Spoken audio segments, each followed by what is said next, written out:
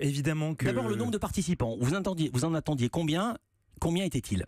Il y avait 33 000 personnes qui avaient confirmé sur Facebook qu'elles viendraient. Il y avait 120 000 personnes qui avaient exprimé sur Facebook leur envie de participer.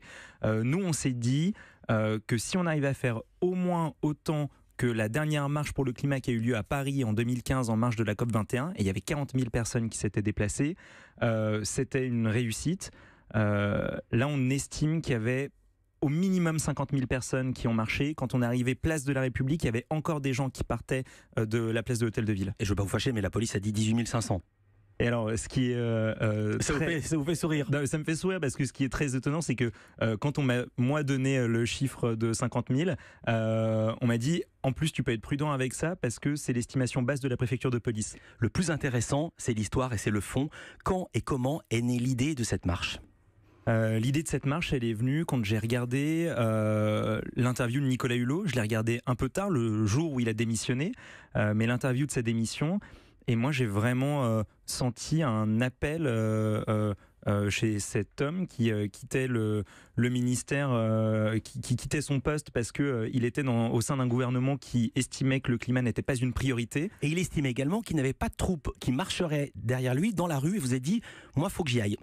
C'est ça, je me suis dit, si le gouvernement estime que le climat n'est pas une priorité, alors de toute façon, avec la personne qui remplacera Nicolas Hulot, ça ne changera rien. Et donc c'est à nous de descendre dans la rue. Voilà, le commandant Cousteau disait, s'il y a une seule raison de descendre dans la rue, c'est la défense et la préservation de la nature. Non mais je pose cette question parce que vous n'êtes pas un politique, vous n'êtes pas un président d'association, vous êtes, si je suis bien informé, journaliste. Concrètement, comment vous avez organisé cette marche ? Oui, je suis de formation, journaliste de formation. C'était la première fois, moi, que je marchais pour une cause.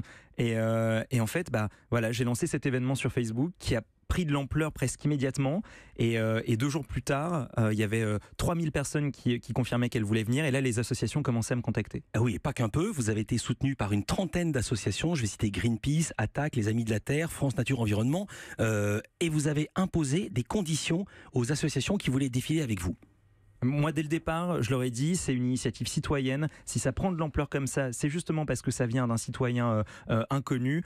Donc moi, ma seule demande, c'est que cette marche ne soit pas phagocytée par une association en particulier. Évidemment, encore moins qu'elle soit récupérée politiquement. Et c'est quelque chose que les associations ont complètement entendu. Et on a organisé ça avec une quinzaine d'associations qui étaient là pratiquement à chaque conférence téléphonique quand on organisait. Mais il y avait quelque chose de rare ou d'unique à ma connaissance, c'est raconter la tête de cortège. Qui était en tête de cortège ? Des inconnus, des anonymes. Il y avait personne en tête de cortège qui était connu. Alors oui, il y a des people qui ont contacté les associations pour savoir si elles pouvaient venir et on a dit non parce que voilà, c'est un mouvement citoyen. Attendez, vous voulez pas de people, même pas au rang 34 ? Même pas. Non, si, au rang 34, si, pourquoi pas. Mais pas devant. Non, pas en tête de cortège. En fait, voilà. Là, ce qui commence à tourner maintenant sur les chaînes d'infos, c'est que des milliers d'écologistes se sont rassemblés pour marcher pour le climat. C'est faux. C'est des milliers et des dizaines de milliers de citoyens qui se sont rassemblés. Parce que moi, la réaction que j'ai eue quand j'ai entendu la démission de Nicolas Hulot, c'est mon instinct de survie en fait qui s'est réveillé. C'est que je me suis dit, mais en fait, on court à la catastrophe et on est tous concernés.